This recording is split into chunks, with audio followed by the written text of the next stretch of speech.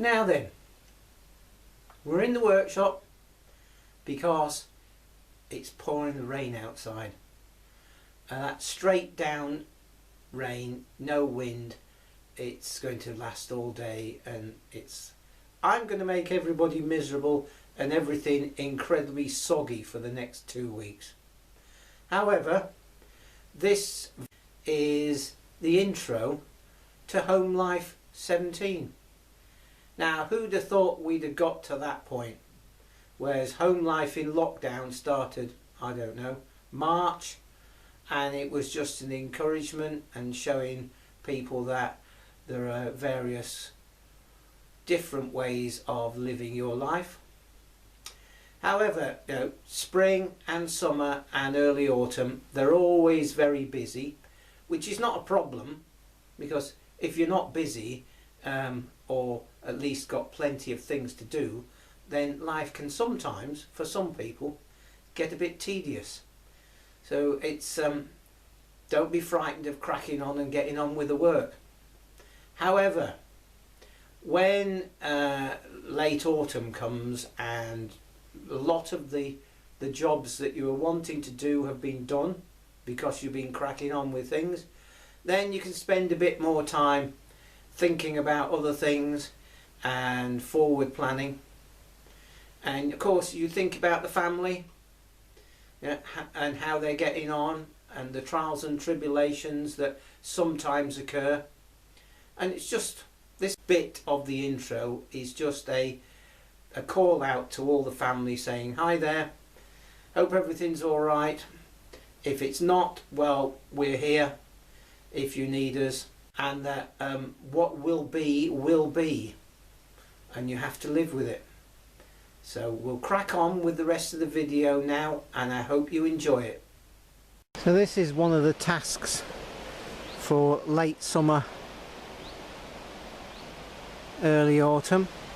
Now this tin shed roof here, they were second-hand sheets that I put up there in about 1991, something like that, and they've had a couple of coats of paint since then, but they've been here quite a long time, and they've been battered a bit with tractors and all sorts of things.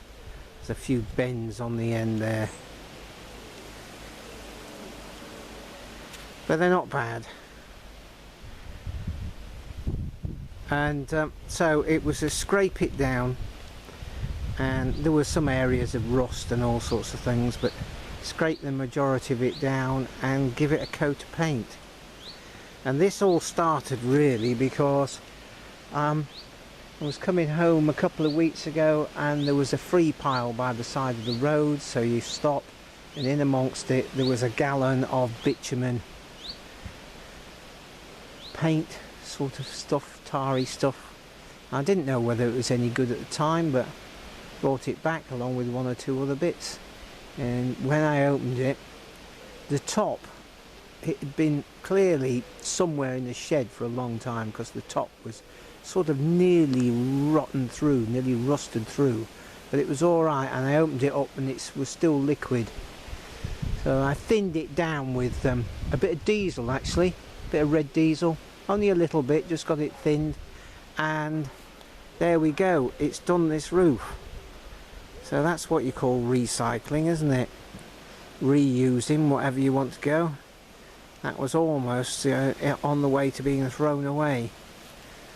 But that's grand, that'll it is a bitumen-y sort of thing, so when the sun comes out, it will soften each time it warms up, which is great. But this tin was second-hand, as I say, 30 years ago, so it's doing quite well. Yeah, so there you go. The only problem was, at the bottom of the tin there was a little bit of water that got mixed up, so there's a bald patch in there somewhere. I really can't see in the, where's that window?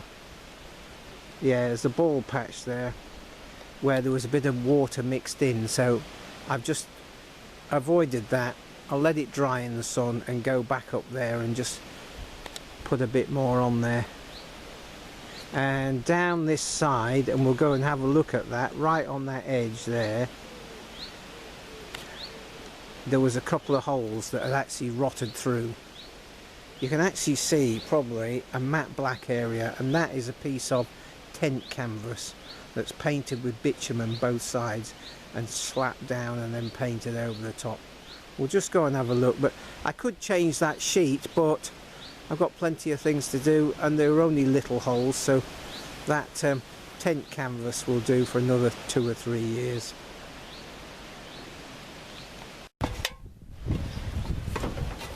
And we'll just come up this ladder. I'll just try and shade the microphone from this wind, but you can see that patch there.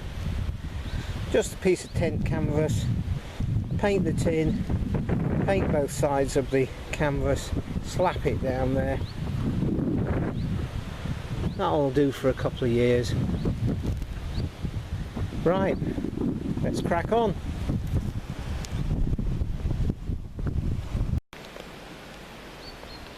So it's been pretty awful weather for the last few days. It's the end of August, and we had quite a lot of strong wind, but the batteries have been up well, even though there hasn't been that much sun, because the turbine's been working well. Where are we? There we are. It's switched off at the moment. Anyway, a couple of evenings ago I switched it off because I thought, well, the batteries are up, there's no need for it to be running all night, just wearing the bearings out. And in the morning we found that that's the coast redwood, as I've shown you before, and it had a twin leader and now it hasn't. Now this is a bit tricky because I can hardly see in the viewfinder, but it's gone and snapped off. Where are we? That's the main leader now, and just down there it's snapped off. So let's go and have a look. They're bigger than you think.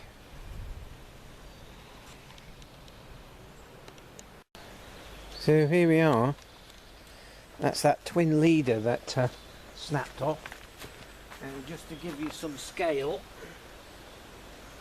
that's obviously where it's been together, because that's partially flat on the bottom there. But you know, you see that's 6 inches in diameter.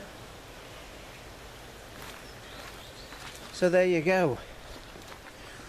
It's a bit disappointing in a lot of ways. It's the cussedness of life, but in some ways we must be grateful that I switched the turbine off. It probably would have survived all right, but it's better than it didn't have to go through all that lot. So now it's time to tidy this up.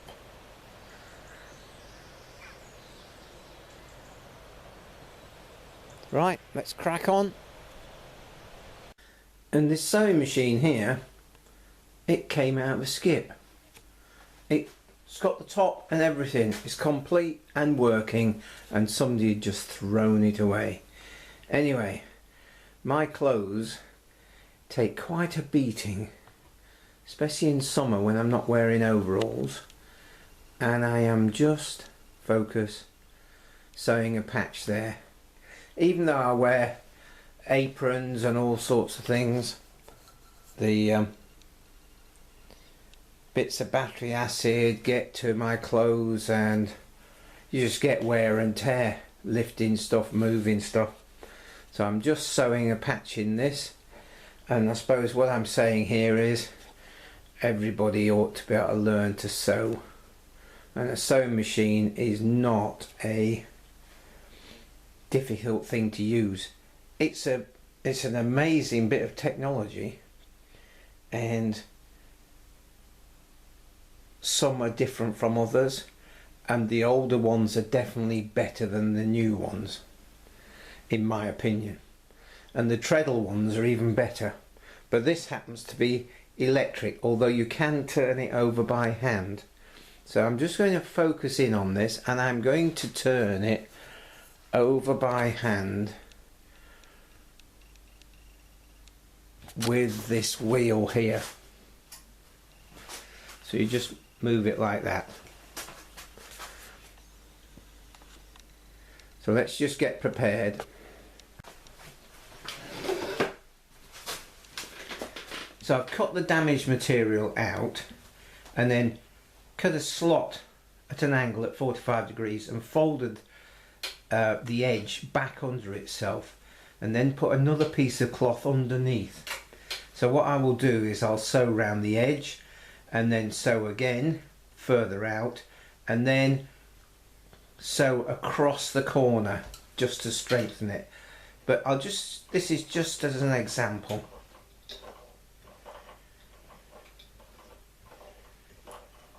Now we've got a pin there. Just get a pair of scissors on that pin head. There we go. And don't just leave the pins lying around, because they're a bit entertaining if you get one in your foot.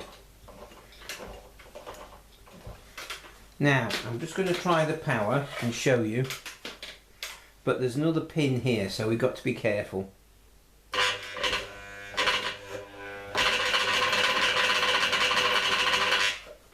Right, remove that pin.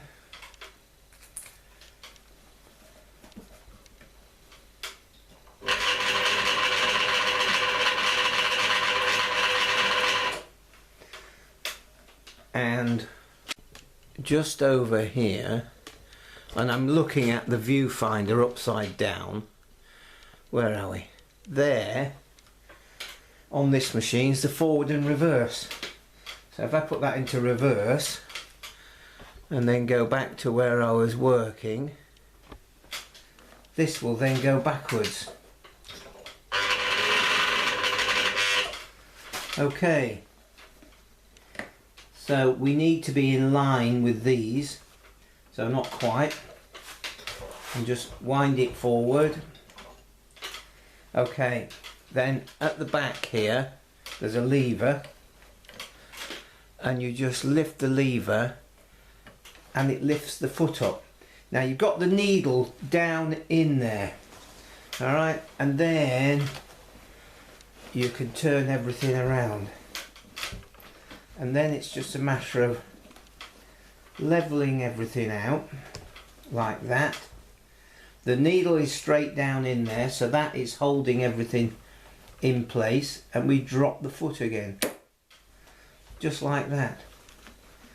We just have to make sure we don't, because we're working on the trouser leg, we've got everything folded up around, so we just got to make sure that we don't actually sew bits to each other. And we're in forward, and we go.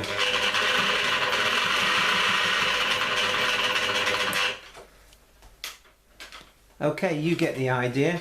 And we'll do this corner and then that corner and go all the way round, in which case all the pins will be removed and we can go round again. Hopefully you found that interesting. It's a very, very brief introduction. And there's the finished repair. And here's what we call the long meadow. Down the side there's that pippin that I told you about earlier in this series. We've picked quite a lot off this. It's a sort of dessert apple, but on the slightly sharp side. And the autumn fruitfulness is upon us. There we got some stewing pears, followed by a couple of trays of Discovery, but there are more. And then just over here we've got Ellison's orange, which is a an eater, and there are more boxes of those there. And we haven't really started collecting the cooking apples yet, but there is one box there on the end of Warner Kings. And as I've said before, it's wonderful because we have apples all the way through until April. The majority of years. You never can tell, just depends how bad the winter is.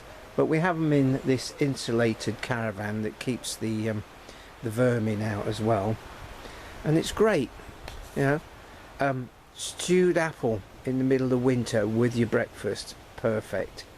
And matured apples after Christmas, the apples change slightly. They've got more flavour, and I really like mature apples. So there you go, that's just a brief resume. And so, the 1st of October, I believe. Yep.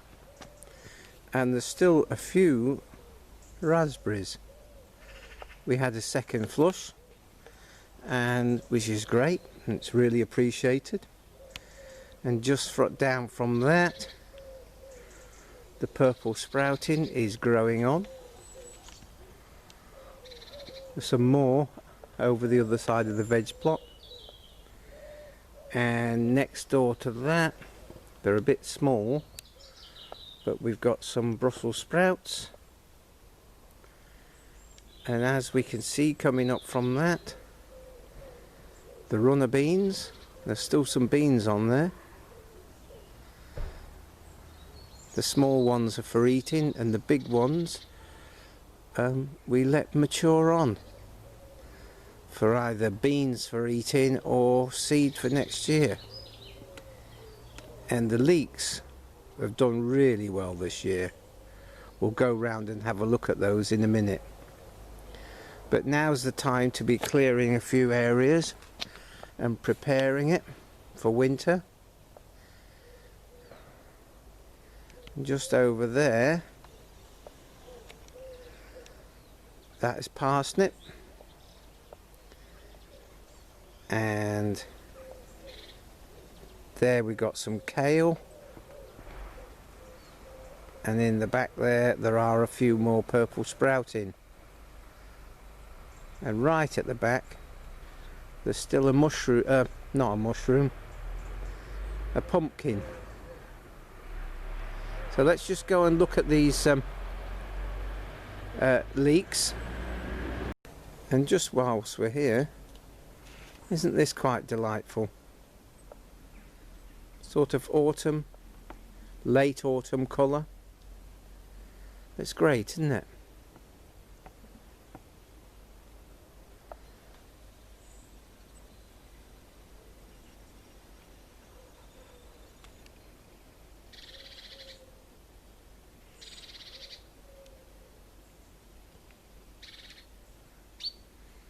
So let's look at these leeks.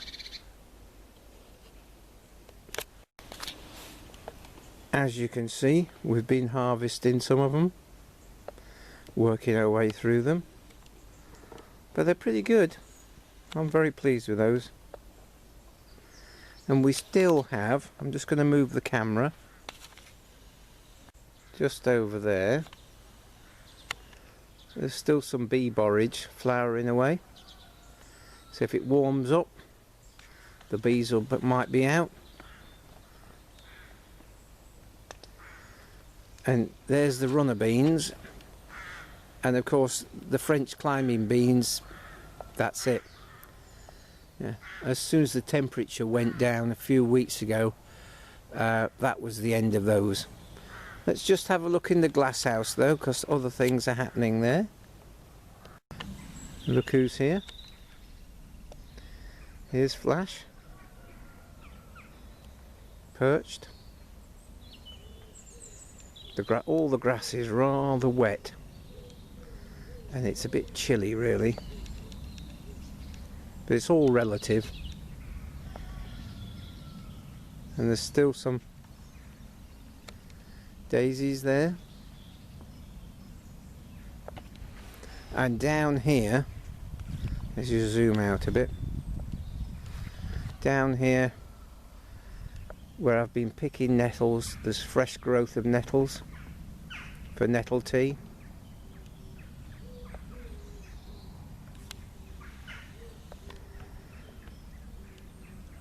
Let's go and have a look. So here's the tomatoes. I've removed quite a lot of the lower foliage to let the sun at those fruits, and I've also removed the top. So hopefully these will continue to ripen up. I'm still feeding them and still watering them. So down here,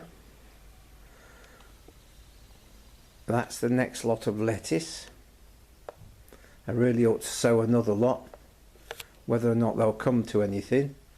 But these lettuce tend to handle quite a lot of cold. So even last year, and I can't remember when, but late on, I'd got some plants like that, and I'd put them out in the bed, and they came good in early spring, which is great. And next to there, those there are the Monterey cypress. Brilliant, eh? Absolutely brilliant. They'll want individually potting on. Yeah. And there's a few lettuce there. And some parsnip. And just over here somewhere, that is the courgette, just one plant. And of course nearest the glass, where it's colder, the leaves are starting to pack up. But the main shoot is still going, and there's looks like there's a flower on there. And we come round. Now bear in mind that the ripe fruits have been picked off these tomatoes. So there's still of those Roma plum tomatoes there, and below them there's some more lettuce. So let's just go and have a look. So as you can see, there's some more of those lettuce in between some rather late peppers, but as you can see, hopefully, there are some peppers on there. And where the cage was for the brassicas, if you remember, in this corner there was a cage. Well, that's been put to one side, ready for next year, and I've put a load of compost and muck in this plot. And those lettuce that I showed you in the pots are going to go here probably today.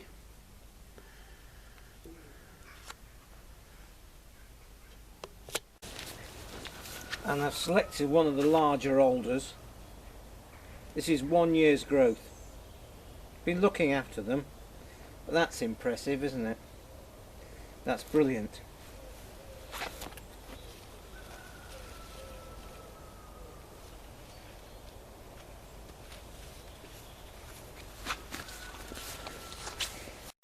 And here's a bit of a project. A friend of mine asked me to sort this out. It's got a 3-phase motor on it there, and it's geared down somehow. I don't know whether it's a chain or a set of gears, but it obviously wants sorting out. I think the main thing here is to try the 3-phase, the single phase to 3-phase conversion with capacitors to start with, because otherwise we might be into some fairly heavy engineering, or maybe not, but we'll have a look. It's quite a nice drill, but I'm going to do a separate video about this. So that's a little taster of that. It's got that real autumn feel about it. So I'm just looking through to the east 60 foot there. So let's just go and have a look at that. That's been freshly topped, ready for the winter.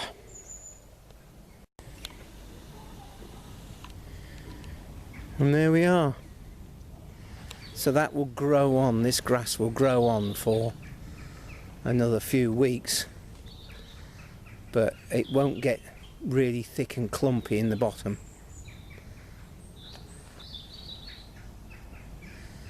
Hopefully you've enjoyed this bit of a review. I will catch up with you soon. Cheers for now.